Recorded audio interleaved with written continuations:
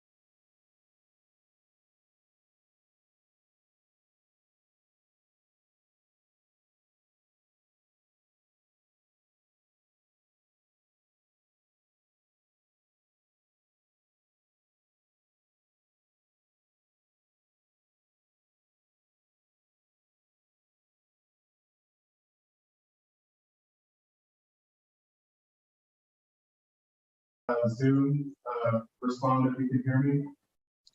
Can you try that again? We're having some technical issues. Can anybody on the Zoom call respond if you can hear me?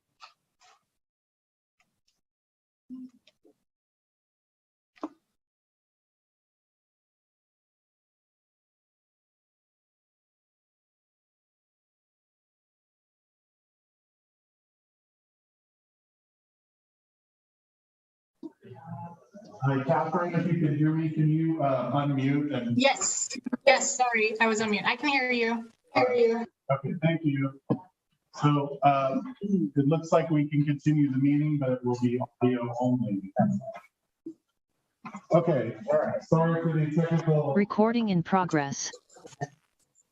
Sorry for the technical issues. Regular meeting, Council, May 3rd, 2022. We're returning from closed session and there was no reportable action taken.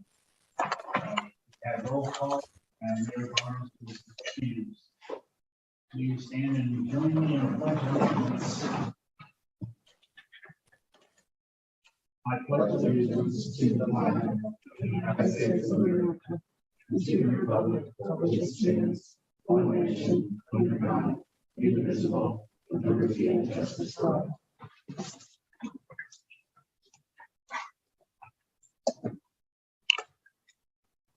Public presentation. This is time for persons who wish to address the council on any matter not on the general. As such, a dialogue and first act not allowed for the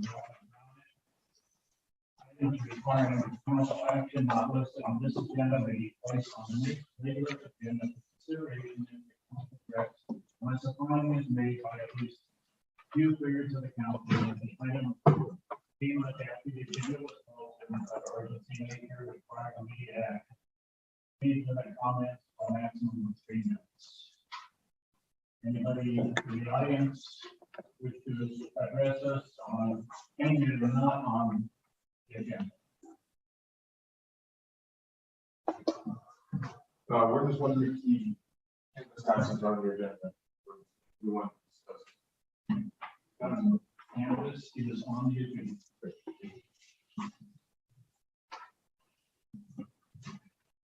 I do actually have that. I was wondering if you guys have a master. So there's a general plan for the cities. All the cities are required to have. Okay. Where can I access that and view it? Either all city hall should also be on the website. On the website, okay. And then on that master plan or on your guys' city plan, does it give what's going to be happening for years to come, or? So it's a general plan. Just a general plan.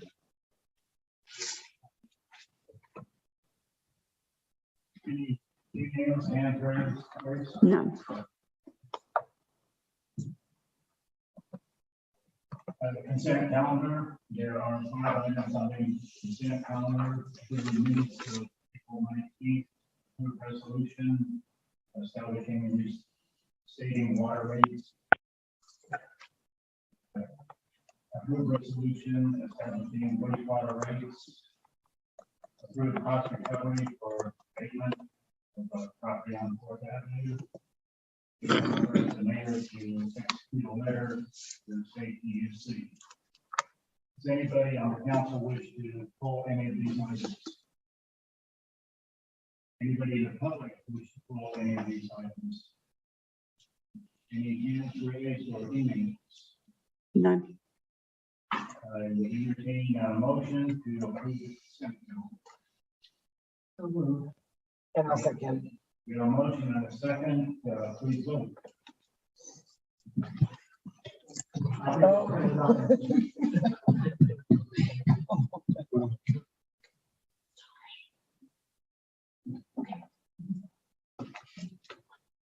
We're not going to be able to use that tonight. I'm sorry. Yes. All those in favor, please say aye. Aye.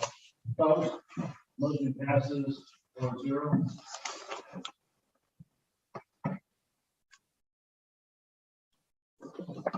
Inventory is found on page 26 of our packet.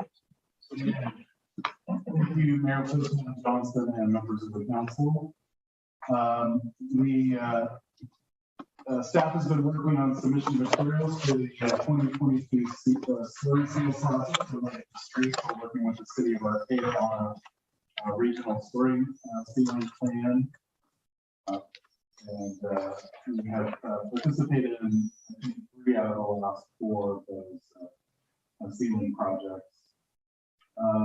The city has been in discussions with Caltrans regarding their retrofit. The northbound Muppet Bridge, so the green trestle on the north end of town. It does appear that this is a partial retrofit and also a replacement of the green structure will be removed and replaced with a modern, typical bridge apparatus. We are requesting that Caltrans council plans for that location.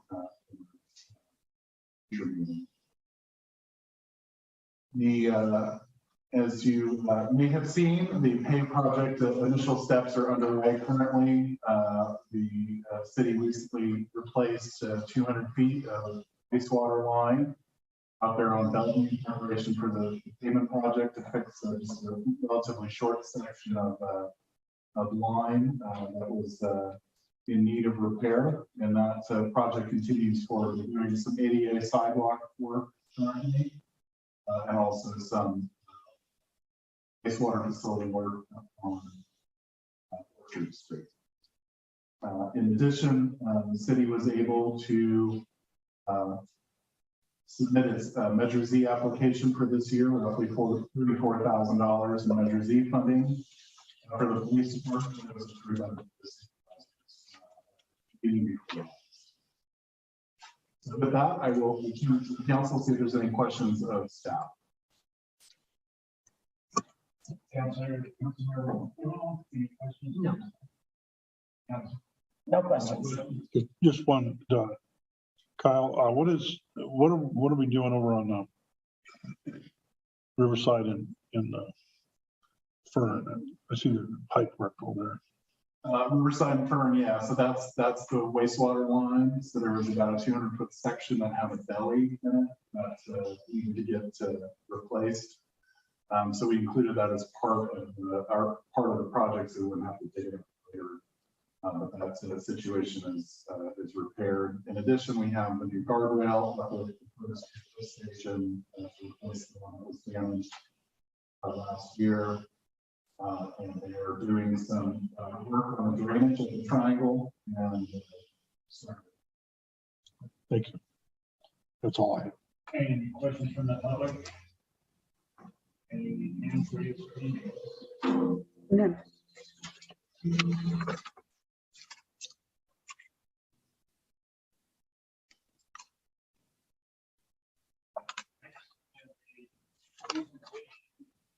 Safety plan progress.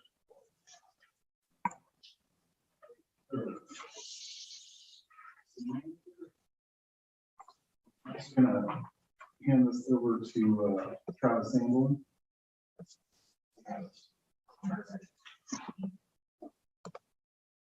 The PowerPoint to put up on the screen.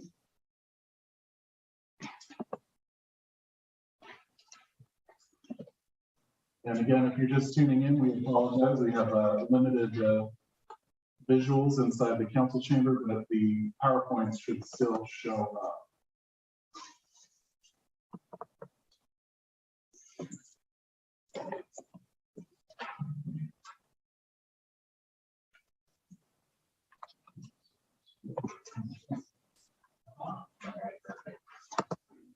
Good evening, Mayor Pro Tem Johnson and members of the City Council. The City of Rio Dell was recently awarded funding to the California Department of Transportation to conduct the local roadway safety plan, or LRSP, for the City of Rio Dell.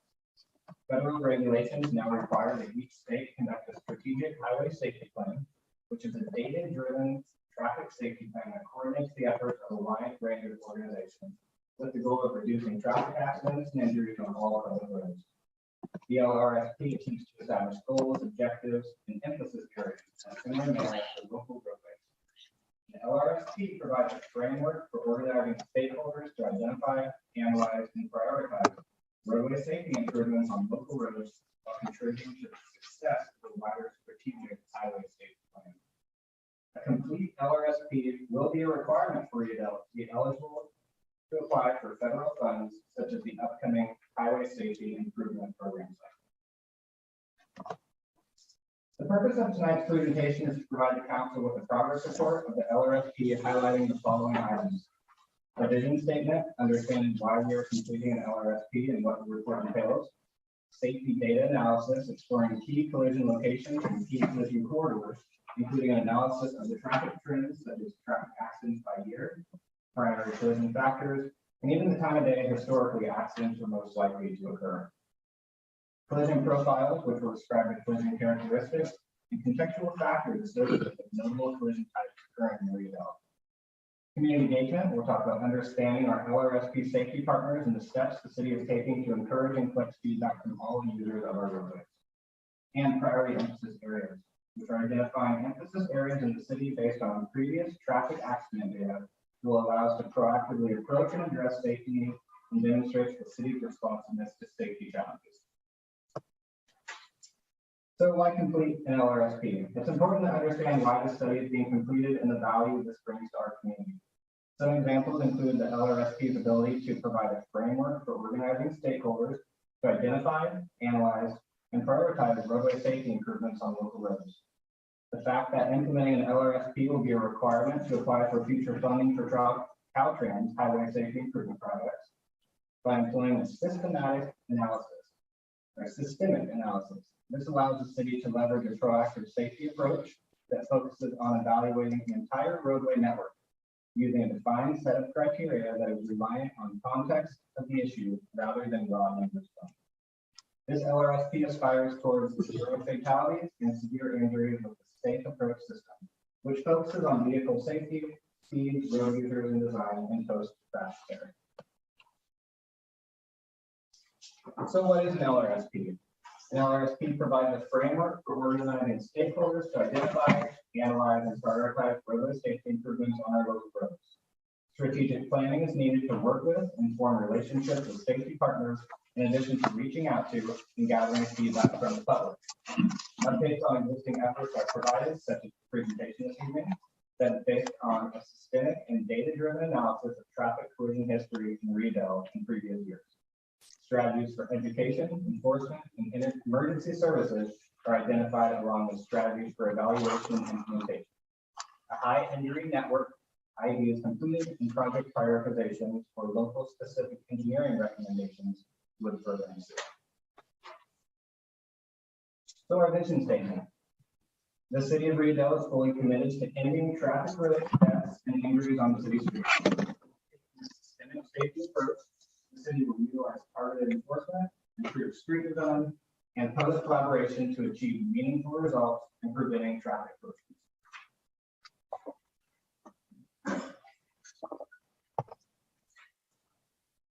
So here's some of the top collision locations based on the data that we received as part of the safety data analysis using traffic data dating back to 2016. Several key collision locations and corridors were identified.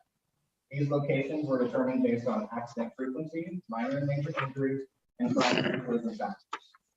Several locations along Wildwood Avenue were determined to have a much higher incidence of accidents, such as the intersections of Wildwood Avenue, Davis Street, Dixie Street, and Monument Road.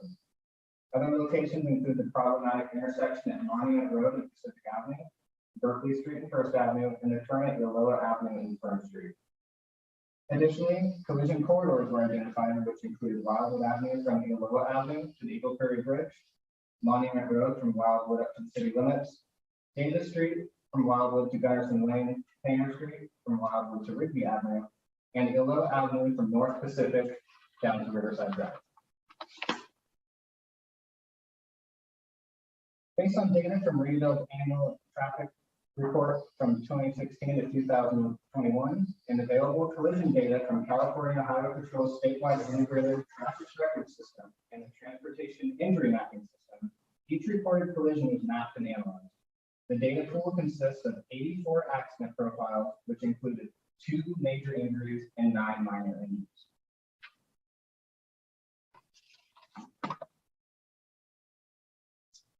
For 2021, there were 26 reported accidents, including 1 major injury occurring at Yola and 3 minor injuries, which occurred at the 200 block of Wildwood Avenue, the Yola Avenue Fern Street Exchange, and the Pacific Avenue Orchard Street intersection. In 2020, there were 16 reported accidents, no major injuries were reported, and 2 minor injuries were reported at 75 and 541 block. 10 accidents were recorded in 2019 with no major or minor injuries noted. 2018 saw 10 accidents recorded with no major injuries and 2 minor injuries taking place at 100 Monument Road and 300 Banner Street. And in 2017, 10 accidents were reported with no major or minor injuries. In 2016, 10 accidents were noted with 1 major injury occurring right out here at the Davis-Wildwood intersection. 2 additional accidents involving minor injuries were reported again at Davis and Wildwood intersection here, and at 1241 Willow Avenue, which is also the location of a major injury in 2000.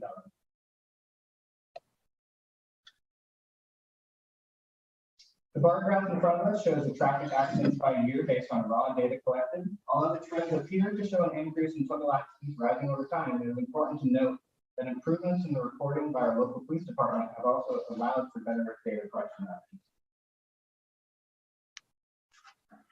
Included in the accident report were the primary factors leading to a collision. Unsafe starting and backing was the most pervasive violation, in addition to unsafe speeds, lane change violations, lane weaving, and failure to yield in the intersection, which unsurprisingly saw a disproportionate amount of injuries associated.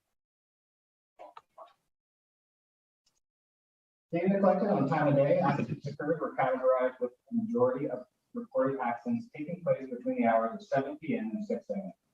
Accidents were reportedly least likely to occur during morning peak hours from 6 a.m. to 10 a.m.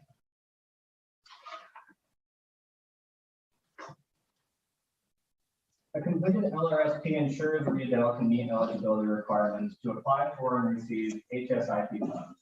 Completing the safety data analysis is a key component to any LRSP report and offers a framework for next steps of the LRSP. During the analysis period, 84 total accidents were reported, with 2% resulting in a major injury and minor injuries occurring in 11% of reported accidents. 4 accidents did end up being the result of a DUI, which accounted for 5% of the total reported accidents. Included in the safety analysis is a comprehensive breakdown of the primary collision factors, with unsafe starting backing, unsafe speed, lane change, and right-hand lane violations being involved in the majority of collisions.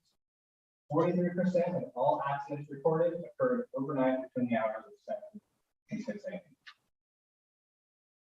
So what is a collision profile? It describes the collision characteristics and contextual factors associated with notable collision types occurring in Rio Dell.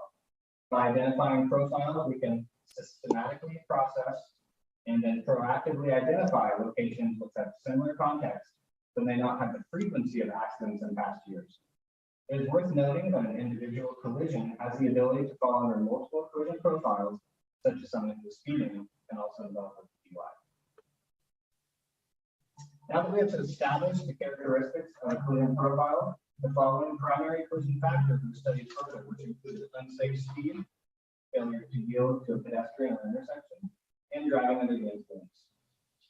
These primary factors were chosen based not only on the number of cumulative collisions, which nearly 1 out of every 4 accidents fit into these categories, but more importantly, how likely major and minor injuries were to occur. The primary collision factor of unsafe speed accounted for a total of 9 or 11% of reported collisions, with 1 major injury at the intersection of Davis and Wildwood Avenue being reported. Potential countermeasures that have historically been used to address unsafe speeds include vehicle speedback signs, traffic calming, protected bike lanes, lane reduction, or narrowing.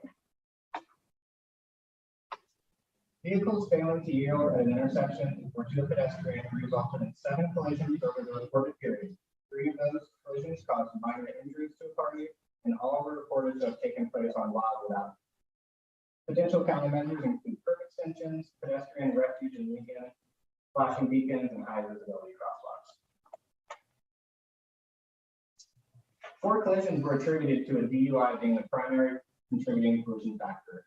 Although the amount of collisions did not compare in number to other primary factors, those 4 collisions, or 5% of total accidents, resulted in 2 minor injuries, which was 22% of all minor injuries reported during the day of collection. This emphasizes the importance of education, enforcement, vehicle speed, feedback, and traffic calming measures to be taken as potential countermeasures. Community engagement is paramount through all phases of an LRSP. Every person, whether a driver, cyclist, or pedestrian, is a stakeholder when using public roadways. The City of Rio Dell is creating a project web page on the official city website with updates and reports are being added regularly. A community LRSP survey has been released, and we encourage anyone to participate. It is located on the city website and has a series of questions that will help staff better understand our roads and develop additional areas of emphasis. We have reached out to and hope to continue to garner feedback from the Rio Dell Fire Department, the Rio Dell Police Department, Rio Dell School District, and the Rio Dell Public Works. Additionally, an article was published in the City of Rio Dell April 2022 newsletter that describes the program and requests feedback and participation from all stakeholders. After an initial review of traffic accident data, feedback from stakeholders, the draft with priority emphasis areas was established. The areas identified were Humboldt Avenue, North Pacific to Riverside, Katy Street, Wildwood to Jackson Lane, Wildwood Avenue with an emphasis on the areas between Elko and Dixie Street, Wildwood Avenue with an emphasis on the areas between Berkeley Street and the Eagle Prairie Bridge, and Monument Road from Wildwood to Redwood Avenue. With additional feedback and public input, additional areas can be established. So it stresses the importance of community involvement. The stretch of roadway on Elo Avenue from North Pacific to Riverside Drive has seen 6 accidents according to data, with 1 major injury and 2 minor injuries reported. Injury collision factors included DUI and lane leaving, while non-injury profiles included unsafe starting, backing, or hit and run. On Davis Street is another area of emphasis where 11 collisions were reported from Wildwood Avenue down to Gunnison Lane. A major injury due to speeding occurred and a minor injury at the same location due to failure to yield at the Davis-Wildwood intersection. This small section of city streets on Wildwood Avenue from Elko to Dixie Street saw 7 collisions reported with a minor injury. This is an area of town with a large amount of pedestrian and cyclist activity, so special attention is warranted to this part. Wildwood Avenue from Berkeley Street to the southern terminus of the city at the Eagle Prairie Bridge had 7 collisions reported, 2 being minor injuries. The Wildwood Monument intersection has historically been a difficult intersection for users due to a wide range of factors, including speeding off the bridge and difficulties for motorists entering Navy Monument Road. Failure to yield to pedestrians were the primary factors in both injuries that occurred. And finally, Monument Road from Wildwood to Redwood Avenue has been responsible for 6 collisions, of which 2 resulted in minor injuries. The narrow, steep mountain road is challenging for motorists and includes an unorthodox 5-way stop at Monument, Orchard, and Pacific interchange, where a minor injury has actually occurred. An LRSP is a living document that will be revisited over the years as the city continues to invest in safer streets. It is crucial to have public and stakeholder feedback so that the report can be as inclusive and dynamic as possible. Suitable countermeasures will be identified for priority areas, and additionally, walk audits to discuss countermeasures will take place. Once the LRSP is completed, we can move beyond the LRSP to the engineering and design, project funding, and finally construction. I want to thank you all very much for giving me the opportunity to present the LRSP progress report. And I welcome any questions you might have. Councilman Carter, questions? No questions, but thank you. That was thorough. And I will be filling out that survey as soon as we're done here. Thank you, Travis. Councilmember Wilson? Okay. Which one is it, Julie? The one with the, river. I want that one. I wrote on there, I want that. Yeah. Lieutenant Jensen took that. That's its round picture, yeah, okay. Yeah. There was an assortment of pictures from online or city interviews. Yeah, so Oh, thank you. of course, absolutely. I have a, just a comment. I was surprised that there were 5 accidents that were reported on 411. I just can't hardly visualize that. Chief, you got any comment about that? The average accident in Rio Dell is, goes played out occurs after dark. And it is usually somebody that you think is DUI, but it's a hit and run, so we don't know. And it's more commonly somebody bouncing off cars in the avenues than it is out on Oval. But I can think of at least 2 accidents out there on basically in the Oval area that were DUIs. One of which was an arrest and another one, you know, to catch up with the person. That's what a lot of what the unsafe connecting is people pulling out of driveways or pulling off the curb. Unsafe backing and unsafe entering on the highway at the same vehicle. So those are the most common accidents. Usually in some ways, you know, there's a death in the car and the other. I suspect that we're going to see more information related to this document and, you know, ultimately maybe a project or two that comes out of improve safety for everybody on the street. I walk, I jog, and I bike. And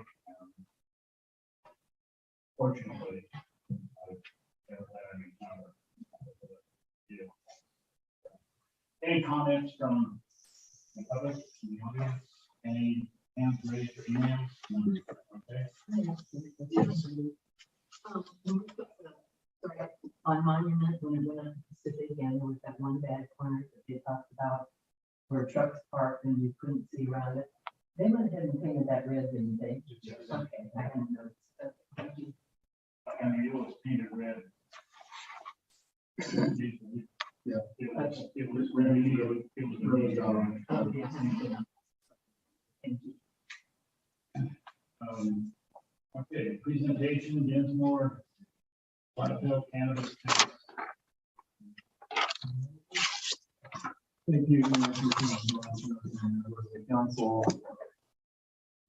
We'll do a brief presentation, and we recommend opening the public comment and taking action on this particular item. So what we were talking about is prospective taxes, so upcoming tax payments for the upcoming fiscal year. And the council will remember many years ago now, we went through a very elaborate and lengthy process, well over 70 public meetings, a advisory measure with the public of Rio Dell regarding cannabis, and also Measure X, the cannabis tax for the city of Rio Dell. In this process, what I think folks really need to understand is that Rio Dell currently is in terms of cannabis cultivation, there are no what you might call legacy growers in the city of Rio Dell who were grandfathered into the regulatory scheme. And so all of our new developers have come in following the council's hard work in terms of formulating that regulatory framework, including taxes. So since we are talking about prospective taxes, the current ordinance and regulations allow the finance director of the city of Rio Dell to adjust the amount of taxes owed based on hardships. So that would be crop losses and other hardships. As the council is aware, The three Dismore Plateau farmers are or were in arrears regarding the cannabis taxes owed to the city. This was due to the current state of the industry, which is certainly problematic, and reported crop damage as well. And so those issues are being handled retroactively with those individuals owing cannabis taxes to the city of Rio Dell.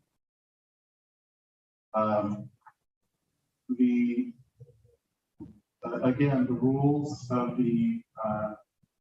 what Rio Dell represents was probably upfront more than any other jurisdiction. We haven't engaged in a lot of regulatory changes. One of the things that the council did do early on, as a result of Measure X, if folks will recall, Measure X included a cannabis cultivation tax of $2 a square foot to $10 a square foot. Initially, there were discussions of setting that at $5 a square foot, and eventually the council settled on $2 a square foot. And the cannabis community came to this council and said this level of uncertainty in regards to our cannabis taxation level is something we'd like taken care of. We'd like it locked in at a percentage so that we don't have the vagaries of 1 year the rate is 2%, the next year it's 6%, so on and so forth. And the council acquiesced on that and worked with the cannabis community to lock in the 2% and $2 a square foot tax for cultivation. So in Rio Dell, cultivation is based on $2 a square foot. All other types of cannabis activities, non-cultivation, are 2% gross receipts, and that's locked in. So so already in this process, the city of Rio Dell has actively tried to set the rules early and affirmatively without need to change them on an annual basis. Another piece of information is on page 65 of your packet. And we talk about cannabis taxation in the state of California. The average for mixed light cultivation is approximately $4.91 a square foot, and the average for indoor is $7.36 per square foot. And again, the council, the city, through Measure X, voted in by the voters, approved a taxation level that was, 2 and 2. So $2 a square foot, regardless of the type of mixed light or indoor type grows in the city of Rio Dell. So when you look at the comparison of $4.91 a square foot to what the city of Rio Dell currently values, which is $2 a square foot, the city is on the lower end of the spectrum in regards to tax. So we do recognize that the cannabis industry is having troubles and issues. That recommendation on this matter has changed since 2 meetings ago in this regard, based on that evidence, based on that information, to recommend that the city rely on the original ordinance that was created, which is to maintain the existing $2 a square foot tax and 2% gross receipts for non-cultivation, and to allow the process to pan out through any appeals process for cannabis cultivation retroactive, so that just as we ran through a process with arrearages currently owed to the city, the same process would essentially apply to the following year without adjusting the tax level that Rio Dell has set through over 60 or 70 public meetings, through an advisory measure from the public, through the Measure X tax, on top of the council locking in the $2 square foot rate. Otherwise, the concern is that every single year we will be negotiating new rates. And in a different circumstance, the council's already bound itself raising the rates above the $2 a square foot. So that is the staff's recommendation on page 62, which is to not make a current change to cannabis cultivation tax rates of $2 a square foot. I will say that I think we've had a good conversation with all of our developers on the plateau with regard to last year's arrearages issue. And that's how we want to maintain this as a friendly discussion about how to problem solve along with the cultivators of these particular issues. So with that, if there's any questions for myself or staff, I'm happy to try to answer them. Mr. Caldwell is not available tonight. And otherwise, we recommend opening up the meeting for public comment. Any questions, comments, or on this time, we'll open it up. Hey, how's everybody doing tonight? I'm Humboldt. Last time I was here, you guys agreed to 50 cents a square foot.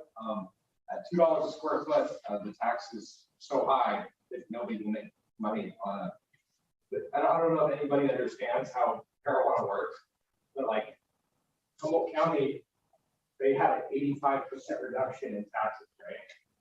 And basically, you guys aren't getting any reduction in taxes, right? So we were paying the same as the previous year now here in Rio Dell. That's Humboldt County. So there's really no way to make money at $2 a square foot when you're doing 1 month a year with no electricity. I don't know if anybody has been on the plateau. We have a dirt road up there. We have to upgrade ourselves. We have no power because your substation is underpowered. I have a 1-inch water line supplying my whole property for water. So I have no water, I have no power, I have a road that is completely destroyed. And you guys are going to charge $2 a square foot for cultivating on that property. That is a little high for what I have to work with. You guys understand what I'm saying? Like I just, there's no way to make money at $2 a square foot. So with the state licensing fees and your fees, I'm going to be paying over $850,000 this year to cultivate marijuana at a price of $300 to $400 a pound. So how do you guys expect me to live? How do you expect me to survive? I have my property on the market, and every property I own on the market, trying to make this property work at this time. If I need $2 a square foot for mixed light with 1 run, it's just not going to work. There's no way. But across the board in California, the tax bracket has been brought down on cannabis. You might be saying that in Calaveras County, where they have power, they have water, they have services, and they have a commercial setting where you have lighting, then maybe you can charge $2 per foot. We don't have power. I applied for power when I first bought my property through PG&E, and they told me 6 months ago, hey, Rio Dell substation is so underpowered, we can't give you a single kilowatt of power. So I applied when I first bought the property, because that was my main concern. We needed power to cultivate, right? So I applied for the power. PG&E backed out and said, you cannot have any power. So I'm basically running my operation on diesel generators, $7 a gallon, with basically no supplemental ag. And you guys are going to charge $2 a square foot. That is, I mean, talking about wanting somebody to fail. That's the perfect opportunity to fail at that point. So I don't really understand where you guys are coming from. Humboldt County is reducing it by 85%, and you guys aren't reducing it at all. Why don't you guys just follow Humboldt County? They've been doing the marijuana thing for 20 years. You guys have been doing it for 2. So I don't understand where this meeting is going, but it's, I mean, I have my property for sale right now. I've tried selling it. I've called thousands of people. Nobody wants to buy it because the price of product is down. So by charging $2 a square foot, you're putting us out of business. So that's all I have to say. Thank you. How's it going? My name's Tom Martin. I am one of the farms up there. I also own other properties here in town.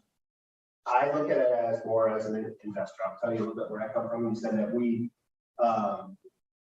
We jumped on you guys' countless hours of not being, like legacy farmers. I am a legacy farmer. I've done, put in the work, before crop, whatever it is. I have the resources to show that I backed up before I've grandfathered in on another county where I am. The property that I own up there, I have 30 acres. The permits that I pay is $78,000 per year just for the permits. And then I have to pay you guys $2 a square foot. My farm is 32,000 square feet. So that's $64,000 that I have to pay to you guys.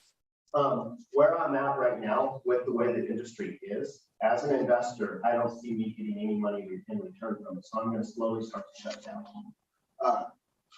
Come the 15th of this month, I have a 10,000 square foot permit that I'm going to let go. I'm going to have, because I can't afford it. It's me and I have 2 other employees that work this farm. I can't get electricity until past 2024 is what PG&E has told me. At the same thing, I'm halfway through my bill. I only have 18,000 square foot actual bill because I ran out of money. The price of a pound to sell is $250 to $300 to the distro. On top of that, they take $150 off of that for taxes of state taxes. So I end up with $150. Processing fees and in labor, I'm only making $5 a pound. So to be I'm looking at it more, it's not emotional, it's more as an investment. The way that I look at it as if for me to put money into the farm, I do need help. And if I can't get help in resources through grants, through you guys, or through anybody, then it's going to slowly shut down. And then I will own 30 acres up there. And I also own another 10 acres that won't be used for cannabis, period. I'll source it for something else. So, I mean, if you guys look at it as an investment type, by helping us out, it's going to help us in the community in the long run. By sticking, we're asking for help. We're not asking, I know for me personally, I can't speak for everybody else. The help is greatly appreciated because it's going to go farther down the road because of what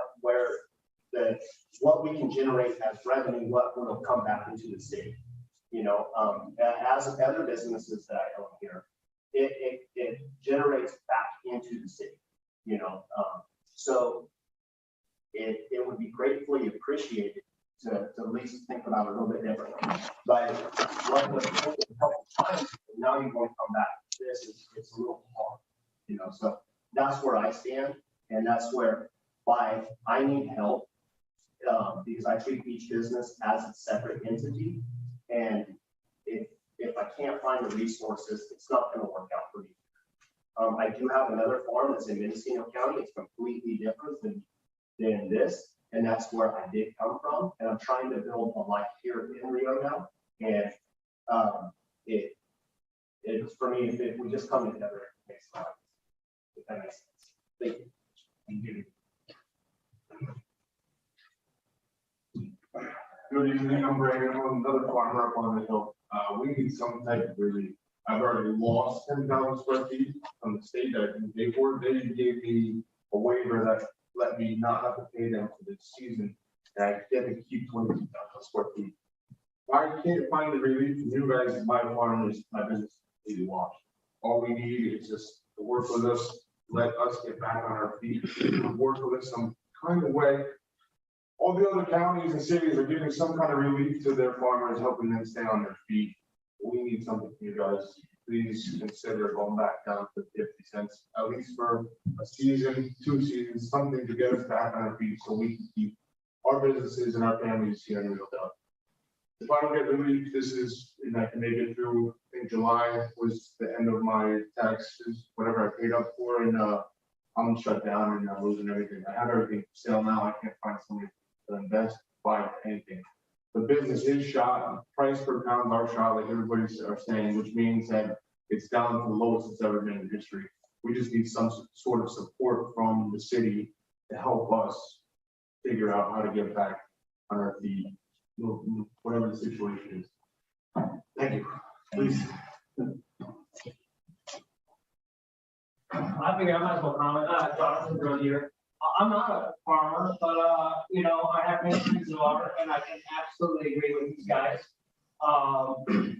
There's a number of issues. I believe the state is actually going to be knocking their state fee off here coming down to Sacramento pretty soon. Because they see they're gonna rewrite some taxes and lower things because of all the issues. You know, and another issue too is what if you have, sitting on the square footage, what if you have a catastrophic loss in one of your beds or greenhouse? Are you still gonna charge that $2 per? Is that written in there? If there's a catastrophic. Yeah, so you have a loss on a crop. And then so I just, or you can't kill a crop because you don't have enough money for getting that money for the year. There is an appeal process that is. So you have to pay it up front, and then you decide if it gets appealed after that. Is that what it is? So If you document your loss, Yeah. you can get the. Yeah, you know, honestly, I think the whole state should have written up as for, what people are more harvesting rather than the square footage. I have a really good friend right now with a legal farm that is not here in Rio Dell, but he can't fill his space right now. He's trying to get his own funds off his plants. And so he's got to pay all of this stuff. Also with the taxes, a bunch of things are not write-offs. It would be like for my normal business, any contractor, I can write off all kinds of things. These guys are hamstrung by the state. There's things that should be just blatant tax write-offs that are not. So not only, then they're showing this higher profit, and then it's bad. So you can make a choice of having this industry die here in town, which all this time has been spent on, or, you know, like I said, the state is looking to waiver the whole entire cannabis fee for the year. You know, and there's grants coming down through to the county, which are being handed to the growers to help pay for these fees. So it sounds like you got a choice to make. And I think that the county, if you want the money, you can say, hey, we're gonna get this big money grab real quick and screw them all in the end, you know, or work with everybody here, you know. Rio Dell's trying to step out of their old cycle of a logger town, right? And into this new industry, and a cannabis event here from what I hear possibly, and all these clubs, you know. Every bit of relief is gonna be needed. You know, and from what I hear from these guys, that's what I hear through many other people in the industry. I've been to Humboldt County Grower Association meetings and heard the same kind of thing from many, many farmers. So it takes everything from the local to the county to the state level for this to survive. So even just this down is still going to be a struggle. It's not a solve all for everybody. So anyways, that's how I feel. Thank you.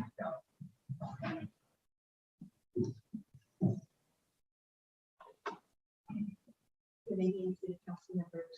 Suzanne Mays from Marco Advisors. We are a cannabis consulting company here in Rio. The square footage tax in and of itself is a biased and fair tax. If we're talking about it, I think that's a place to start. Due respect, I understand a lot of time went into this process of developing the stat tax with Measure X. Is that correct? We've been in the cannabis industry for 6 years when we came to Humboldt County because of the ordinance that had been written with the and 6 years later, we never came back to it. And the thing that we recognize more than anything is it is flying an airplane while it's being built. And it is far from being finished. You folks can't be rigid in the way that you handle the development of cannabis in your city. I was surprised this has even come back to the council. I thought it was approved. It confused me. And then I looked at the evidence that was presented, and there are even discrepancies in the evidence. It references a mixed light tier 1 license is for the use of artificial light at a rate of 6 parts per square foot or less. Mixed light tier 2 is for the use of artificial lights, rate above 6 or below, or it should say above, up to 25 square watts per square foot. So basically, these farmers here are not growing with electricity. They are in tier 1 mixed light because of the state designation, which says if you do anything with lighting on a plant, it's considered mixed light. It's outdoor, 100%, no electricity. These men get up in the morning, every morning and every evening for a period of time to cover their greenhouses. It has nothing to do with light. So the evidence here says that this was for non-electric use. And these farmers are using electricity. They're not. These are considered outdoor growers. In the state, they're seen as light deprivation, mixed light tier 1. Do all understand? Okay. Thank you. So the evidence,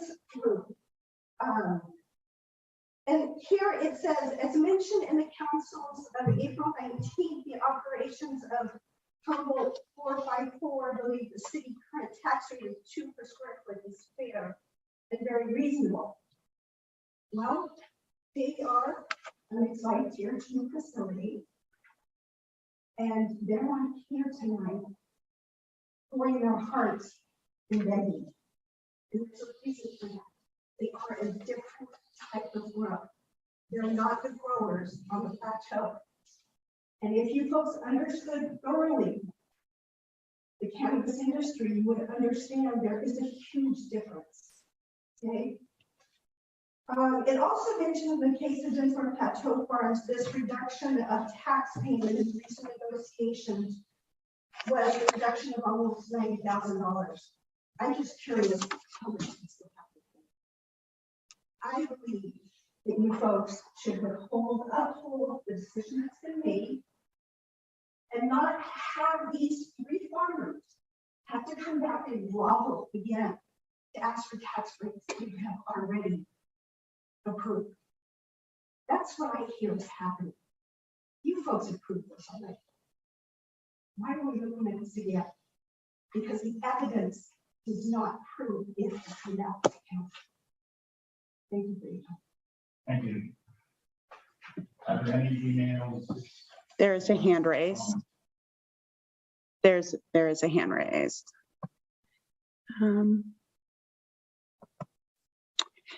Can phone number ending 9687 please unmute themselves? Yes, hello, this is Kelly Flores with Margaret Advisors. Can you hear me? Yes. Okay, great. Yes, this was mentioned earlier. I just wanted to make a couple of quick points. Just to reiterate what was talked about in terms of comparisons, majority of other municipalities actually don't allow outdoor cultivation. They only allow indoor.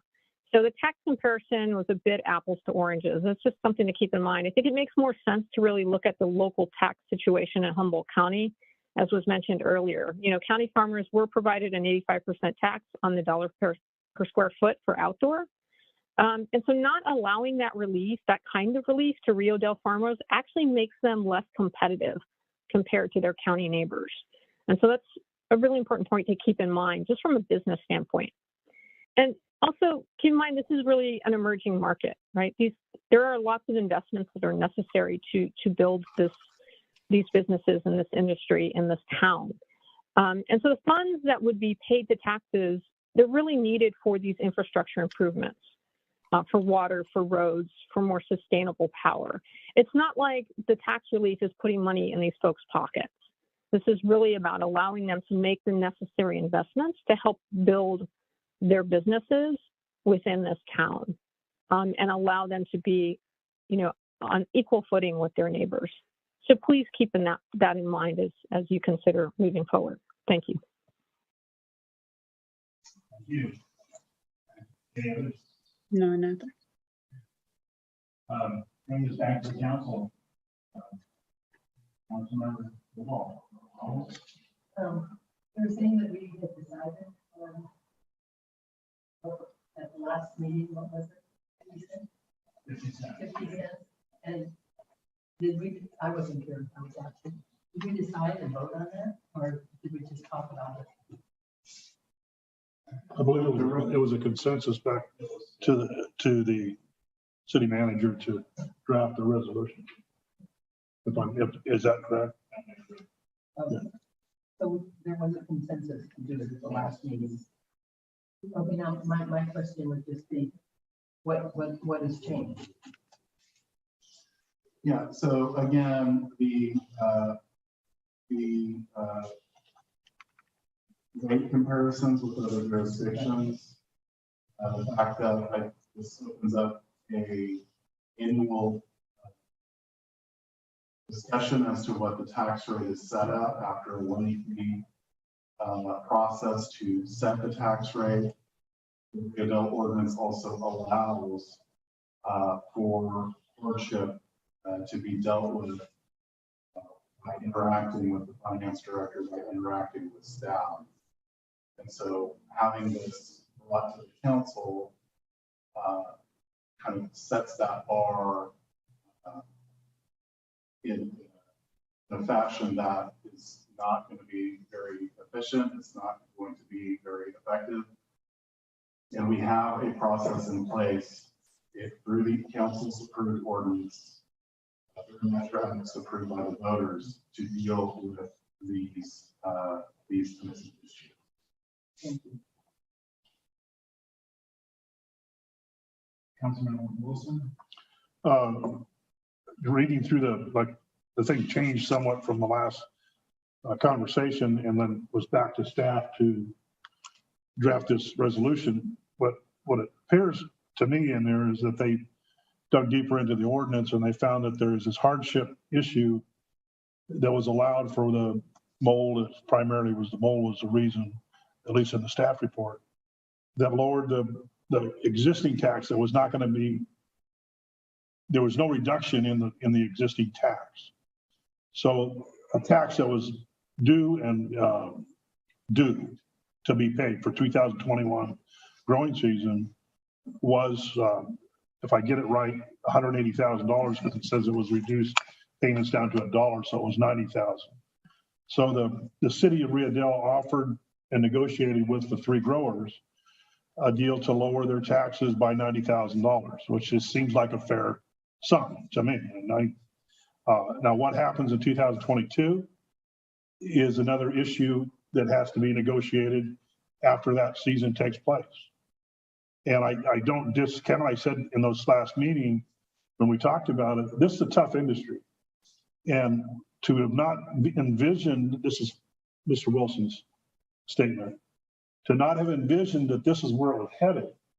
I did a lot more research from this time. And I know I did a lot of research back when we had our 70 meetings, but some stuff that I've been currently looking at, there are two farms in the state of California. They're farther south from here. Each of those runs about 500,000 square feet, and they're rated at 3% of the market. One of those farms is anticipating adding 5.5 million more square feet to that to their growing capacity.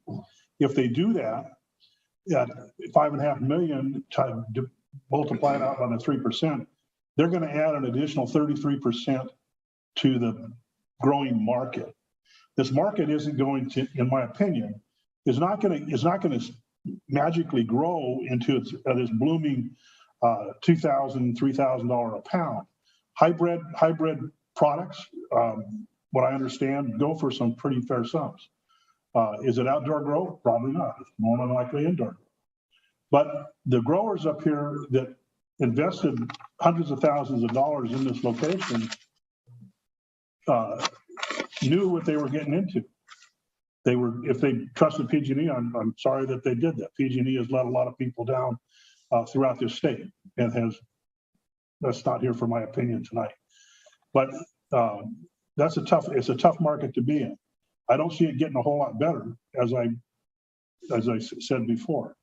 I think the city has been fair, and also talking to local constituents of this city. If nothing else, I speak for possibly a minority of the city that have a very strong feeling, as I'm stating, that you knew where you were going, you knew what you were getting into, you knew it was a tough market, and I'm sorry, but people fail in business if they don't do it right. And I'm not here to solve your problems. I'm here to see what's equitable for our city and what's equitable for the other citizens in this community. That's my comment. My turn, huh? Thank you all for being here. I also just kind of want to echo what Kyle said, that we have stipulations in there for open communication. And I think what it calls for is open communication between the city and the growers. And because we already entered into agreements for our arrangements and stuff, I think that's us holding up our part. And to go off what Frank was saying too, with the Measure X being voted in by voters and stuff, it's like we have a responsibility to hold up our end of the bargain on the Measure X thing too. So I'm personally going to go with staff recommendation on this, as we've delved deeper into the ordinance to kind of find out that we do have some wiggle room in there. It just has to be used appropriately by both sides. So that's me. Thank you. Thank you.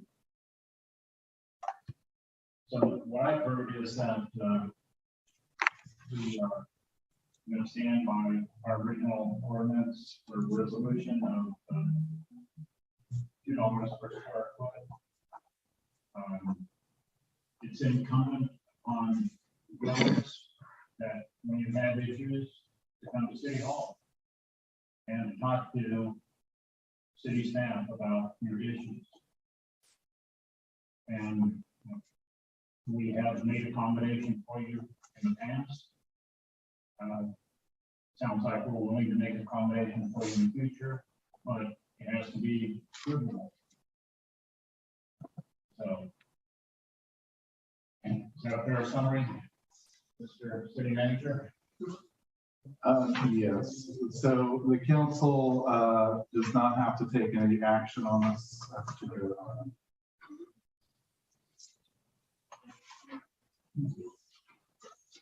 Thank you. Any other comment on this? Or? I would have a question for clarification for this as well. We'll take the question first.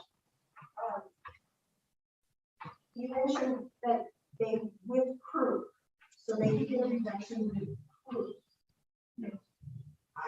Proof of what? Proof of income, proof of profits, proof of mold. That makes no sense to me. Well, proof of motive. Proof of mold.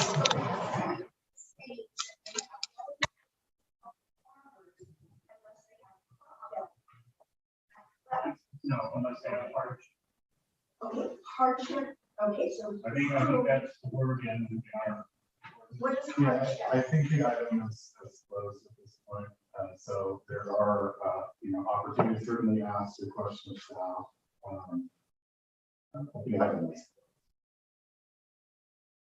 Well, I just want to say one thing. I think it's kind of a shame that you guys are willing to do this. And I'm not even involved in it. I feel for all these guys. You can't fill a crop in a bag. To say that like it's a business decision that like you should have made a better plan is, I don't know, it just doesn't make sense. But the guy that makes the most money in this whole entire city is setting this at $2 when you're having a whole community up here saying, hey, give us this relief or we might go out of business. So it sounds like you're going to lose that revenue stream completely. I don't know, you know. Thank you. That's it. Moving on.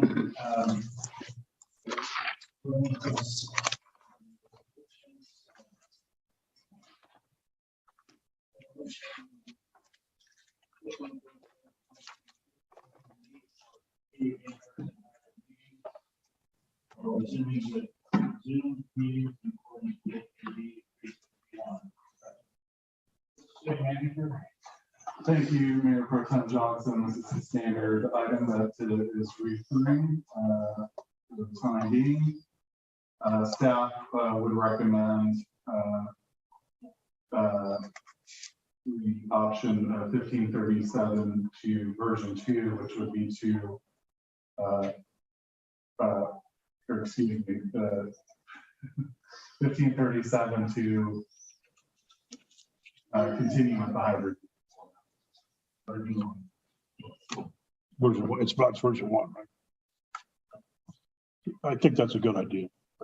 We need to fix Mr. Owl, but see what his tongue unique is, but I think it's good that we have the hybrid I meeting like that. and have we're able to do the in-session live people. It's still good. Is there a motion, Councilmember Carter? Like the hybrid, yay. Okay, is there a motion to adopt resolution 1537/2021? In-person meetings. I'll make that motion. I will second that motion. A motion to second, so we'll call vote. Okay, raise your hands. I don't know. I'm just doing it all at once. I just follow. And Roll call. a roll call vote. All right, Mayor Pro Tem Johnson? Councilmember Carter? Yes. Councilmember Wilson? Yes. Councilmember Woodall? Thank you. Motion carries 4-0. Introduction, first reading, title only, ordinance 391/2022, amending the city zoning regulations, chapter 17, to be consistent with Oklahoma government code. Establishing procedures for reviewing ministerial applications. Mr. City Manager. Thank you, Mayor Johnson, Mayor Pro Tem Johnson, members of the council. We're going to recommend pulling this item and continuing it to the next meeting when Mr. Paul will hopefully be available to present on these negotiations. Council reports and communications. Councilmember Cool. Just had a Humboldt transfer. Councilmember Carter. Okay, we had a nuisance abatement committee meeting the third Wednesday of last month, whatever that date was. So it was nice to have everybody back together again. And I'm happy to say it seems like we're making some good progress on things. And I think you all might notice this car that's been parked outside of 611 Wildwood has been moved and the guy has been rehomed. And that was a big victory. It felt like he's been there a long time.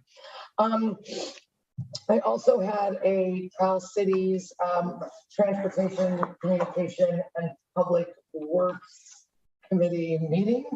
That's a mouthful. And so there was nothing super, important coming down the pike on us, or nothing that applies to Rio Dell specifically, but I will let you know when and if that does happen. Thank you.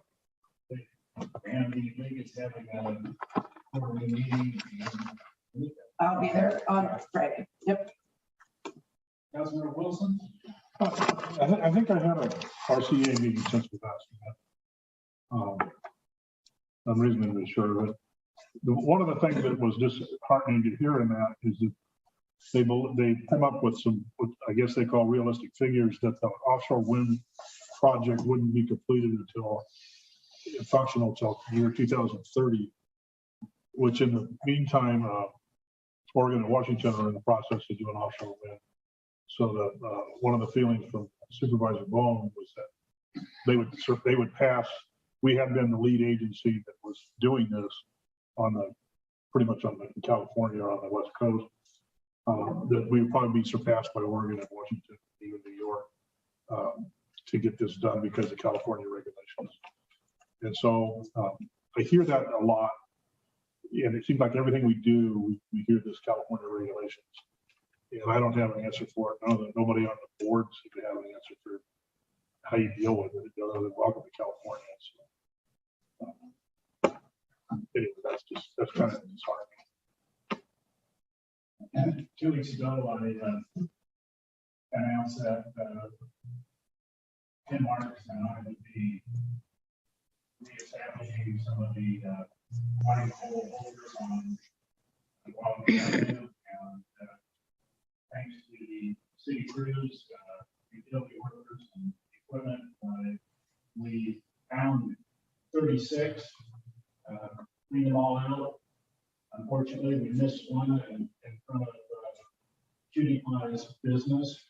So it's there to be done, but there's potential for another 30+ pipes on some of the projects. And that's all I have. Is there a motion to adjourn? Well, second. Stand adjourned until the 17th.